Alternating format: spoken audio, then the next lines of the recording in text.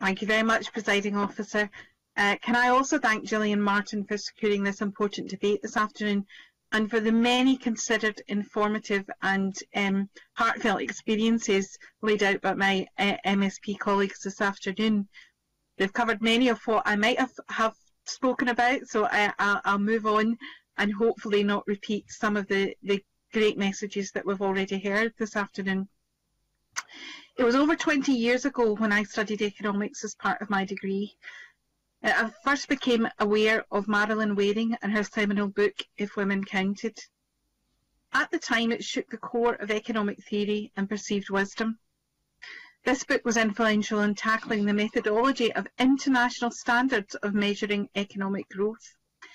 It challenged why travel to work was an economic activity, but caring responsibilities were not.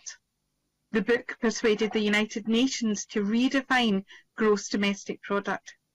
It inspired new accounting methods across the world and brought feminist economics to the mainstream audience. Indeed, J.K. Galbraith said of it, "No concerned man or woman can ignore it."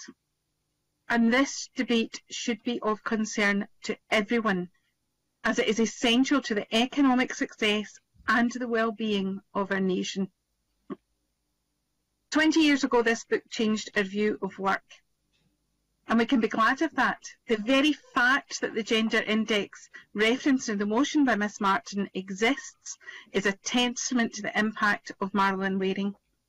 Her parliamentary career in New Zealand, which framed its country's values and influenced exceptional policies on equal pay, on environmental issues, and she was pivotal in the declaration of a nuclear-free New Zealand, give us an example that we should aspire to.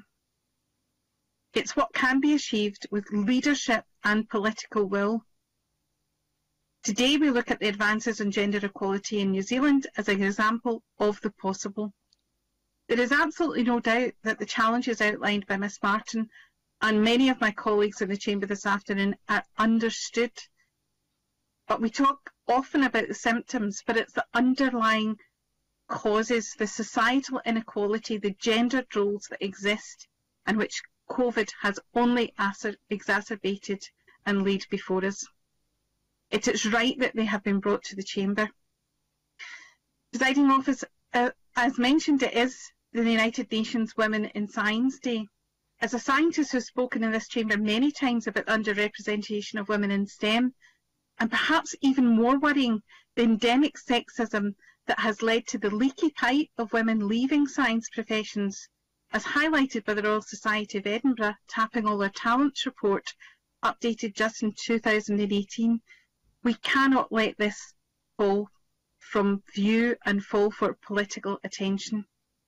We must do better in recognising the contribution of women in our professions, in the workplace, in their daily lives as they undertake caring responsibilities, and we must recognise that their work counts and that low pay around gendered employment is a systemic sexism that must be tackled, and it leads to economic disadvantage that will last a lifetime, with lower pensions following a lifetime of lower pay. And as we reflect on the impact of COVID in our communities, it's clear to see that women are engaged in key worker duties, many of which, as have already been spoken about, are also laid out erroneously as being low skilled. I see the impact also on BAME women and understand the economic and societal economic disadvantage that surrounds us, and reflects that those in jobs that we truly can't function without need to be valued and recognised as we come out of this pandemic. My own experience as a councillor painfully reminds me of the failure of the job evaluation exercises across Scotland that saw the very system put in place to undo some of these wrongs, but is still undervaluing women's work and leading to more systemic inequality. Organisations paid by women to represent their interests sometimes let them down, and it took years for this to be put right, most recently by the Equal Pay Awards in Glasgow. Not exclusively to women, but mainly to women. If I could highlight just one of those symptoms of economic equality and the gender pay gap at a national level, and to include New Zealand in our comparisons, I have to move away from the EU index and look to the OECD In their most recent report in 2018, the UK had a gap of 16.4%, New Zealand 7.9%, Ireland 5.9%, and Denmark 5.3%. One could easily draw the conclusion that small populations similar to Scotland and small countries with complete economic levers of a normal country are in a far better situation to move towards gender equality and wellbeing, something we should all be aspiring to. Thank you.